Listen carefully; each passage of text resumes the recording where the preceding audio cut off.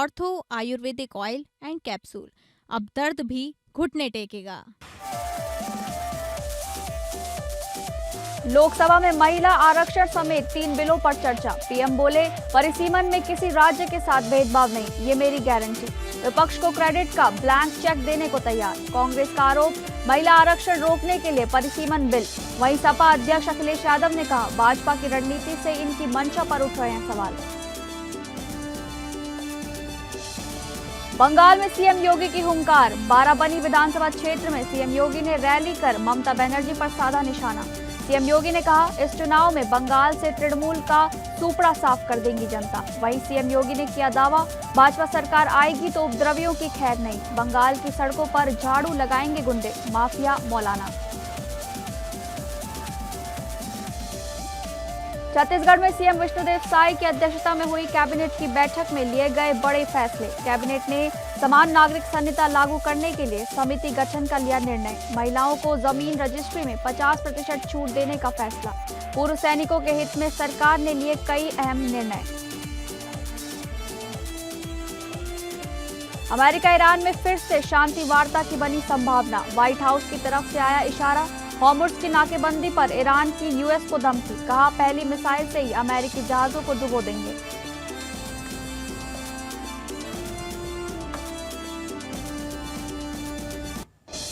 नमस्कार, आप सभी का स्वागत है इस बुलेटिन में। मैं हूं आपके साथ शालिनी राणा। शुरुआत करेंगे बुलेटिन की।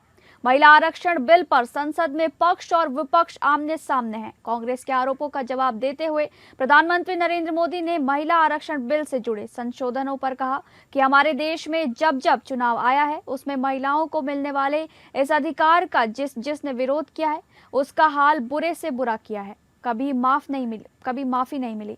उन्होंने कहा कि इसलिए जिनको भी इसमें राजनीति की बू आ रही है वो खुद के परिणामों को देख लें। इसी में फायदा है, जो नुकसान हो रहा है उससे बच जाओगे। इसलिए इसे राजनीतिक रंग देने की जरूरत नहीं है। इसलिए हमारी नीयत की खोट को देश की नारी शक्ति कभी माफ नहीं करेगी। इससे पहले अखिलेश यादव ने कहा, अब भारतीय जनता पार्टी नारी को नारा बनाने की कोशिश कर रही है। जिन्होंने नारी को अपने संगठन में नहीं रखा वे उसके मान सम्मान को कैसे रखेंगे। मोदी ने आगे कहा, हमारे यहाँ परंपरा है किसी की नजर न लगे इसके लिए काला टीका लगाते हैं। दरअसल पीएम ने डीएमके का नाम लिए बिना जिक्र किया। डीएमके सांसद आज परिसीमन बिल का विरोध करने के लिए काले कपड़े पहनकर संसद पहुंचे थे। कांग्रेस सांसद गौरव गोगोई ने कहा, हमने कानून मंत्री की बात सुनी। उनकी बातों से लग रहा था कि पहली बार सदन के अंदर महिला आरक्षण पर चर्चा हो रही है। ऐसा उन्होंने ढांचा बनाने की कोशिश की। आज से ही 3 साल पहले गृह मंत्री ने ऐसी ही बातें की थी। अब 24 में संभव नहीं था क्योंकि इतने कम समय में करना मुश्किल था। अब 29 में हमारे पास अवसर है। अगर हम 29 में भी नहीं करते तो ये स्थिति क्या बनेगी हम कल्पना कर सकते। फिर हम देश की माताओं बहनों को ये विश्वास नहीं बना पाएंगे कि हम सचमुच में प्रयास सच्चे अर्थ कर सकते थे। और इसलिए समय की मांग है कि अब हम ज्यादा विलंब न करें। इस दरमियान राजनीतिक दल के लोगों से, संविधान के जानकार लोगों से, जो महिलाओं में एक्टिविस्ट के नाते काम करने वाले ऐसे लोगों से भी कई चर्चाएं हुई। कुछ लोगों ने खुद होकर के भी सुझाव दिए। मान्यवर, हमारा संविधान किसी भी प्रकार के धर्म के आधार पर आरक्षण की कतई मंजूरी नहीं दे रहा। और मैं फिर से संकल्प सरकार का बताता हूं कि धर्म के आधार पर मुस्लिमों को किसी भी प्रकार का आरक्षण गैर संवैधानिक है, इसका सवाल ही पैदा नहीं हो। क्योंकि उत्तर प्रदेश में 120 सीटें तो लोकसभा की होने जा रही हैं और विधानसभा की सीटें तो अगर 600 हो रही हैं, अगर 600 हो रही हैं तो कहीं ऐसा तो नहीं अध्यक्ष महोदय उसमें भी कोई साजिश षड्यंत्र हो, जो षड्यंत्र हम लोगों को समझ में नहीं आ रहा हो। और अगर षड्यंत्र रहेगा तो जैसे अयोध्या हारे आप, एक बार फिर उत्तर प्रदेश आप हार जाएंगे। कि इस सरकार के द्वारा किस प्रकार से डिलिमिटेशन को किस प्रकार से एक निजी और काफी निम्न स्तर की राजनीतिक अस्त्र इसको बनाया गया है। मैं 2 प्रदेशों का उदाहरण देना चाहता हूं कि कैसे आज डिलिमिटेशन का व्यवहार किया जा रहा है। एक जम्मू कश्मीर, दूसरा असम, दोनों प्रदेशों में डिलिमिटेशन। अगली खबर, लोकसभा और विधानसभाओं में महिला आरक्षण को बढ़ावा देने की दिशा में पेश किए गए विधेयक पर झारखंड में सियासी हलचल शुरू हो गई है। इसी बीच कल रांची स्थित झारखंड मंत्रालय में मुख्यमंत्री हेमंत सोरेन ने महिला आरक्षण और परिसीमन के मुद्दे पर केंद्र पर तंज कसते हुए अपनी बात रखी है। इस दौरान मुख्यमंत्री ने स्पष्ट किया कि महिलाओं को आरक्षण देना एक नीतिगत फैसला है, मगर इसे भविष्य में लोकसभा की सीटें 850 तक बढ़ाने की चर्चा से जोड़ना अलग विषय है। इसके अलावा राज्य के सरकारी खजाने से अवैध निकासी के मामले पर मुख्यमंत्री हेमंत सोरेन का कड़ा रुख सामने आया है, जिसे लेकर उन्होंने पत्रकारों को जानकारी दी कि इस मामले के संज्ञान में आते ही कार्रवाई शुरू कर दी गई है और गलत तरीके से निकासी करने वाले बिंदुओं को चिन्हित कर लिया गया है। रिजल्ट में पता चलेगा ना, या फिर वहाँ जो दिल्ली में जो कौन एजेंसी है जो भविष्यवाणी करते हैं वो लोग बता पाएंगे। हम समय बंगाल में चुनाव जब जाएंगे वो आपको दिखेगा। अब ऐसा कुछ होगा, देखिए हम लोग का बिल्कुल एक सूत्र कार्यक्रम है, चाहे कांग्रेस का हो चाहे हमारा हो, कि भारतीय जनता पार्टी को कैसे सत्ता से दूर रखा। नारी शक्ति वंदन अधिनियम को लेकर पंडित दीनदयाल उपाध्याय ऑडिटोरियम रायपुर में नारी शक्ति महासम्मेलन आयोजित किया गया। कार्यक्रम में विभिन्न सामाजिक संगठन की महिलाएं हजारों की संख्या में शामिल हुई। मुख्यमंत्री विष्णुदेव साय ने नारी शक्ति महासम्मेलन को संबोधित करते हुए कहा कि 21वीं सदी में एक बहुत ही महत्वपूर्ण निर्णय होने जा रहा है। संसद में 33% आरक्षण सुनिश्चित किया जा रहा है। इसके लिए देश के प्रधानमंत्री नरेंद्र मोदी नए भारत का निर्माण कर रहे हैं। नारी शक्ति वंदन अधिनियम के समर्थन में पूरे देश में नारी शक्ति वंदन अधिनियम के समर्थन के लिए विभिन्न प्रकार के कार्यक्रम चल रहे हैं। देश में प्राचीन काल से नारी का सम्मान होते आया है। भगवान से पहले भगवती का नाम आता है। आधुनिक भारत के निर्माण में प्रधानमंत्री नरेंद्र मोदी काम कर रहे हैं। उन्होंने कहा कि प्रधानमंत्री नरेंद्र मोदी ने 12 वर्षों में महिलाओं का सम्मान बढ़ाने का काम किया है। बेटी बचाओ बेटी पढ़ाओ अभियान, सुकन्या समृद्धि योजना, नारी शक्ति वंदन अधिनियम योजना सहित कई योजनाओं का संचालन महिलाओं के लिए केंद्र सरकार संचालित कर रही है। देश के सर्वोच्च पद पर एक महिला राष्ट्रपति द्रौपदी मुर्मू देश का प्रतिनिधित्व कर रही हैं। कार्यक्रम में मुख्यमंत्री विष्णुदेव साय ने नारी शक्ति वंदन महासम्मेलन में आई मातृशक्ति का पुष्प वर्षा कर उनका अभिनंदन किया। हमारे देश के पार्लियामेंट में और प्रदेशों के विधानसभा में महिलाओं को 33% आरक्षण के लिए हमारे देश के प्रधानमंत्री श्री नरेंद्र मोदी जी ने 16, 17 और 18 अप्रैल का विशेष पार्लियामेंट का सेशन बुलाया है। और इस विधेयक के समर्थन में पूरे देश की हमारी माताएं बहनें अपना समर्थन कर रही हैं। विभिन्न तरह का कार्यक्रम हो रहा है और उसी निमित्त आज यहाँ पर हॉल मीटिंग का आयोजन था, जिसमें हमारे बीजेपी के राष्ट्रीय उपाध्यक्ष सुश्री सरोज पांडे जी, हमारे प्रदेश की महिला बाल विकास मंत्री श्रीमती लक्ष्मी राजवाड़ी जी, महापौर मीनल चौबे जी और सभी क्षेत्रों में जो हमारी माताएं बहनें उत्कृष्ट काम करती हैं संस्थाओं से जुड़ी हुई। उत्तर प्रदेश के मुख्यमंत्री योगी आदित्यनाथ गुरुवार को फिर पश्चिम बंगाल के चुनावी रण में उतरे। बाराबंकी विधानसभा क्षेत्र में भाजपा उम्मीदवार अरिजीत रॉय के पक्ष में जनसभा को संबोधित करते हुए मुख्यमंत्री ने कांग्रेस, वामपंथियों और तृणमूल कांग्रेस को कटघरे में खड़ा करने के साथ भाजपा के विकास कार्यों को गिनाया। मुख्यमंत्री ने मतदाताओं से कहा कि जब यहाँ मेरा कार्यक्रम लगा तो तृणमूल के गुंडे लोगों को परेशान करने लग गए। सभा न होने पाए, इसके लिए भाजपा का झंडा उखाड़ने का भी प्रयास किया। अरिजीत का मतलब जो शत्रु को जीत सके। आप लोग उन्हें जिताइए और डबल इंजन सरकार लाइए, टीएमसी का सुपड़ा साफ हो जाएगा, ऐसा योगी आदित्यनाथ ने कहा। पीएम मोदी के नेतृत्व में डबल स्पीड से सारी समस्याओं का समाधान होगा। भाजपा ही सुरक्षा, समृद्धि, उज्जवल भविष्य की गारंटी है। मुख्यमंत्री ने कहा कि जिन लोगों ने 15 वर्षों से बंगाल को संकट में ला दिया और इसे टेरर, माफिया राज, कटमनी व करप्शन का अड्डा बना दिया, ये टीएमसी अब नहीं चाहिए। इन लोगों ने आमजन, नौजवानों, बेटी बहनों के सामने भय का माहौल पैदा किया है। टीएमसी के कारण सैंड माफिया, कोल माफिया, लैंड माफिया पैदा हुए।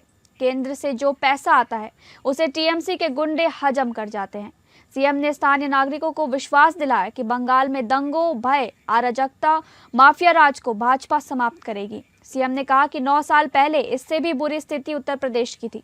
वहां हर दूसरे तीसरे दिन दंगा होता था। व्यापारी, बहन बेटी असुरक्षित थी। गुंडागर्दी, अपराध चरम पर था। माफिया हावी थे। जनता के विकास के लिए आने वाले पैसे में डकैती पड़ती थी। लेकिन डबल इंजन की भाजपा सरकार ने इसका उपचार कर दिया। यूपी में बहुत परिवर्तन हो गया। वहां कोई सड़क पर नमाज नहीं पढ़ सकता।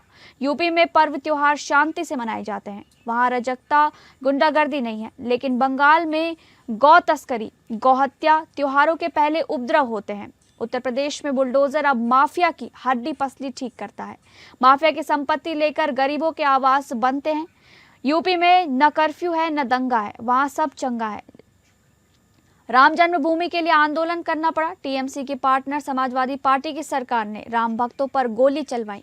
जैसे ममता दीदी को राम नाम, दुर्गा पूजा से चिढ़ है, यूपी में भी ऐसे ही चिढ़ होती थी। यूपी में डबल इंजन सरकार आई तो अयोध्या में भगवान श्री राम का सबसे बड़ा मंदिर बन गया। इसे कांग्रेस, सपा व टीएमसी रोक नहीं पाई, क्योंकि मोदी हैं तो मुमकिन है। सीएम योगी ने आगे कहा कि भाजपा गारंटी देती है कि बंगाल में दंगा, कर्फ्यू नहीं लगेगा। गौ माता को कटने नहीं देंगे और हिंदुओं को बंटने नहीं देंगे। मैं तो आप सबसे इस बात की अपील करने के लिए आया हूं कि जो लोग पिछले 15 वर्षों से बंगाल को पहचान के संकट के दौर से गुजार दिए हो, जिन्होंने बंगाल को टेरर का, माफिया राज का और कटमनी एंड करप्शन का अड्डा बना दिया हो, वह टीएमसी अब नहीं चाहिए। इन लोगों ने यहां पर आम जनमानस के सामने, नौजवानों के सामने, बेटी और बहनों के सामने एक भय का माहौल पैदा किया है। असम विधानसभा चुनाव के नतीजों को लेकर झारखंड की मुख्य सत्ताधारी पार्टी झामुमो की स्थिति पर पार्टी अध्यक्ष एवं राज्य के मुख्यमंत्री हेमंत सोरेन ने कल झारखंड मंत्रालय में एक बड़ा बयान जारी किया है। इस दौरान उन्होंने केंद्र की एजेंसियों पर टिप्पणी करते हुए तंज भरे लहजे में जवाब दिया है। वहीं इस दौरान उन्होंने पश्चिम बंगाल चुनाव में कांग्रेस से अलग टीएमसी को अपना समर्थन देने पर भी प्रतिक्रिया व्यक्त की है। लेकिन दोनों बंगाल में टीएमसी के लिए जाएंगे या कांग्रेस में भी हुआ? देखिए, हम लोग का बिल्कुल एक सूत्र कार्यक्रम है, चाहे कांग्रेस का हो चाहे हमारा हो, कि भारतीय जनता पार्टी को कैसे सत्ता से दूर रखना है। छत्तीसगढ़ के मुख्यमंत्री विष्णुदेव साय की अध्यक्षता में मंत्रालय महादंडी भवन में आयोजित मंत्री परिषद की बैठक में कई बड़े और दूरगामी फैसले लिए गए। इन निर्णयों का सीधा असर कानून व्यवस्था, महिलाओं, सैनिकों, उद्योग और आम नागरिकों पर पड़ेगा। बैठक में प्रदेश में यूसीसी कानून को लागू करने के लिए उच्च स्तरीय समिति बनाने का निर्णय लिया गया, जिसकी अध्यक्षता रिटायर्ड न्यायाधीश रंजना प्रकाश देसाई करेंगी। सदस्यों का निर्णय सीएम विष्णुदेव साय करेंगे। कैबिनेट ने कई और निर्णय लिए, जिनमें जमीन रजिस्ट्री में महिलाओं को 50% की छूट और पूर्व सैनिकों के लिए भी बड़े निर्णय लिए गए हैं। कैबिनेट की महत्वपूर्ण बैठक मुख्यमंत्री आदरणीय विष्णुदेव साय जी की अध्यक्षता में आहूत की गई और अनेक ऐतिहासिक और महत्वपूर्ण निर्णय आज की बैठक में लिए गए हैं, जिनमें से यूनिफॉर्म सिविल कोड लागू करने के संबंध में कोड के प्रारूप तैयार करने के लिए सेवानिवृत्त न्यायाधीश रंजना प्रकाश देसाई की अध्यक्षता में एक समिति का गठन करने का निर्णय लिया गया। अगली खबर, झारखंड कैबिनेट ने 53 प्रस्तावों को मंजूरी दे दी है। सरकारी कर्मचारियों और पेंशन भोगियों के महंगाई भत्ते में 5% बढ़ोतरी हुई है। अब 252% की जगह 257% डीए मिलेगा। 5वें वेतनमान वालों को डीए भी बढ़ा। अनधिकृत भवनों को नियमित किया जाएगा। 10 मीटर ऊंचाई तक के G+2 आवास अधिकतम 300 वर्ग मीटर रेगुलर होंगे। आवासीय के लिए 10,000 और गैर आवासीय के लिए 20,000 रुपए न्यूनतम फीस तय की गई है। स्कूल कॉलेज में विज्ञान तकनीक क्विज होगा। 8वीं से पॉलिटेक्निक तक के छात्र रोबोटिक्स और एआई पर सवालों के जवाब देंगे। सर ज्ञानचंद्र घोष के नाम पर गणित दिवस और रोबोटिक्स फेस्टिवल होगा। SC/ST एक्ट के लिए रांची, धनबाद, पलामू में अलग कोर्ट बनेंगे। धनबाद, खूंटी, गिरिडीह, जामताड़ा के सदर अस्पताल PPP मॉडल पर मेडिकल कॉलेज भी बनेंगे। गिरिडीह के सर JC बोस विश्वविद्यालय में नए पद सृजित होंगे। सैरकोल पाकुड़ बाईपास के लिए 45 करोड़ 47 लाख और बढ़रवा जलापूर्ति योजना को 87 करोड़ 21 लाख रुपए मिलेंगे। जमशेदपुर में 153 करोड़ 37 लाख से अंतरराज्यीय बस स्टैंड बनेगा।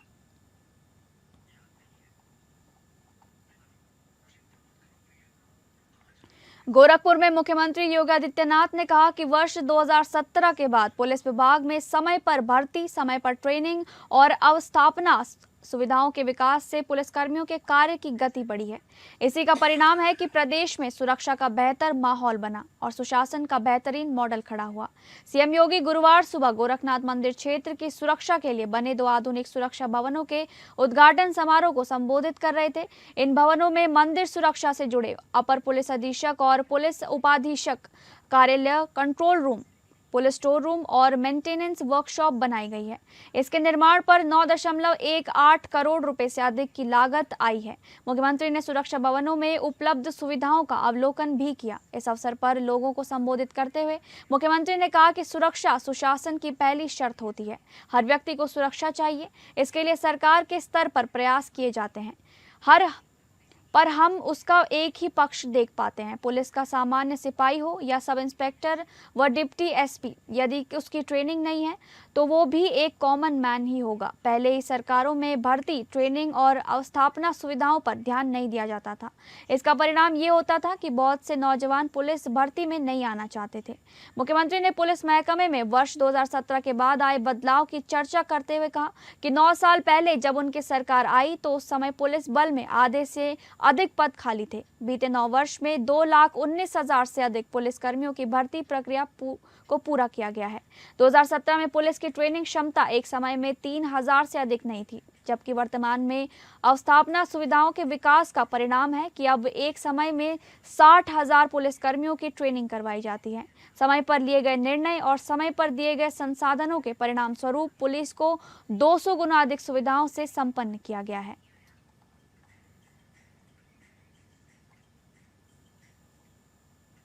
सुशासन की पहली शर्त होती है सुरक्षा। हर व्यक्ति को सुरक्षा चाहिए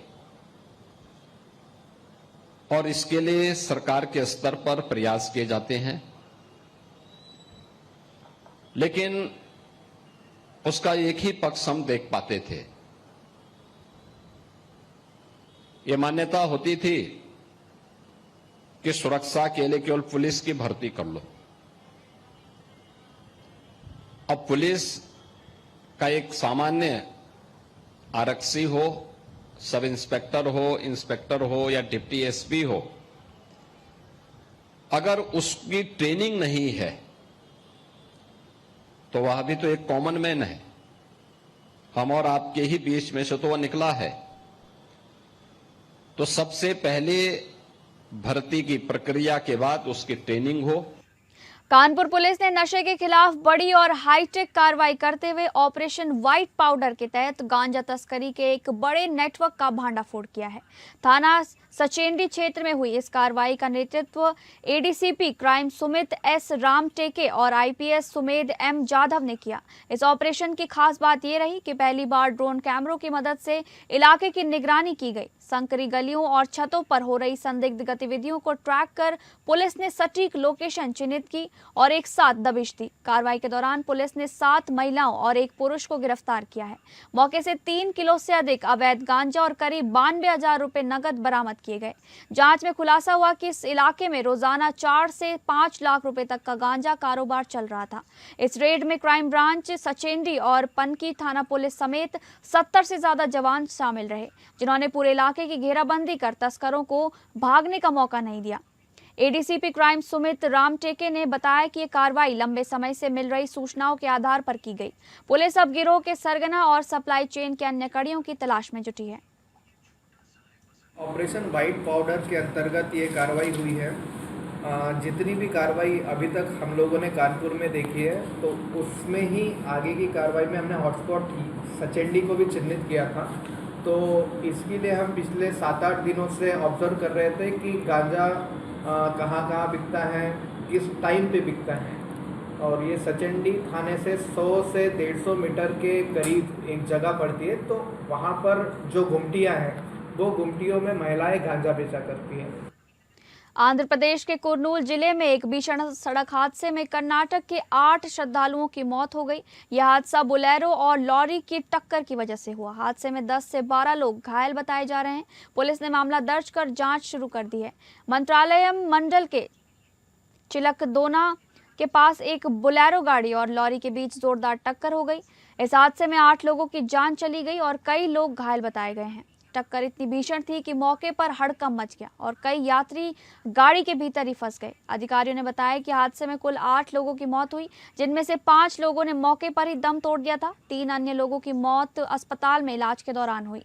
इस घटना में करीब 10 से 12 लोग घायल बताए जा रहे हैं। घायलों को एमीगूनर अस्पताल पहुंचाया गया है, जहां उनका इलाज चल रहा है। शुरुआती जानकारी के मुताबिक सभी मृतक लोग कर्नाटक के रहने वाले थे। ये सभी श्रद्धालु मंत्रालयम मंदिर के दर्शन करके वापस लौट रहे थे, तभी यह हादसा हो गया। मामले में पुलिस की टीमों ने सूचना मिलते ही मौके पर पहुंचकर बचाव कार्य शुरू किया। इसके बाद उन्होंने घायलों को बाहर निकाला और सड़क से मलबे को साफ कराया। पुलिस ने इस घटना के संबंध में मामला दर्ज कर लिया है। हादसे की असली वजह पता लगने के लिए जांच की जा रही है। अधिकारियों का कहना है कि जांच आगे बढ़ने पर भी जानकारियां सामने आएंगी। अमेरिका और ईरान के बीच युद्ध खत्म करने को लेकर एक बार फिर से शांति वार्ता की संभावना है। तेहरान में ईरानी अधिकारियों और पाकिस्तानी सेना प्रमुख आसिम मुनीर के बीच अहम बातचीत चल रही है। वहीं दूसरी तरफ शहबाज शरीफ सऊदी अरब पहुंच गए हैं। अमेरिका के इशारे पर पाकिस्तान बातचीत में लगा है। आसिम मुनीर तेहरान पहुंचे और विदेश मंत्री अब्बास अरागची से मुलाकात की है। पाकिस्तानी सेना ने पहले ही स्पष्ट कर दिया था कि मुनीर के नेतृत्व वाला यह प्रतिनिधिमंडल अमेरिका का संदेश लेकर ईरान गया है। अधिकारियों के मुताबिक दोनों देशों के बीच बातचीत आगे बढ़ी है, लेकिन दोनों पक्षों के बीच अभी भी मतभेद बने हुए हैं। इस प्रक्रिया में पाकिस्तान, मिस्र और तुर्की मध्यस्थ की भूमिका निभा रहे हैं। अमेरिकी उपराष्ट्रपति जेडी वेंस, स्टीव विटकॉफ और जेरेड कुशनर ईरान और मध्यस्थ देशों के साथ लगातार बातचीत कर रहे हैं और ड्राफ्ट प्रस्तावों का आदान प्रदान जारी है।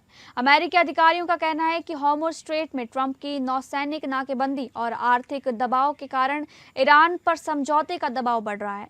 अमेरिका ने दावा किया है कि नाकेबंदी के बाद पिछले 48 घंटों में कोई भी जहाज ईरानी बंदरगाहों तक नहीं पहुंचा। अमेरिकी सेंट्रल कमांड के मुताबिक इस दौरान 9 जहाज़ों को लौटा दिया गया। अमेरिका ने सोमवार से ईरानी बंदरगाहों पर नौसैनिक नाकेबंदी लागू कर रखी है।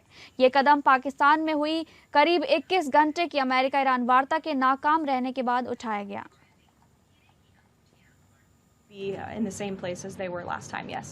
With the same, I would just want to make one point that's important to the president. The Pakistanis have been incredible mediators throughout this process, and we really appreciate their friendship and their efforts to bring this deal to a close. So they are the only mediator in this negotiation. While there have been many countries around the world who want to offer their help, the president feels it's important to continue to streamline this communication through the Pakistanis, and so that's what continues to take place. फिलहाल इस bulletin में बस इतना ही। नमस्कार।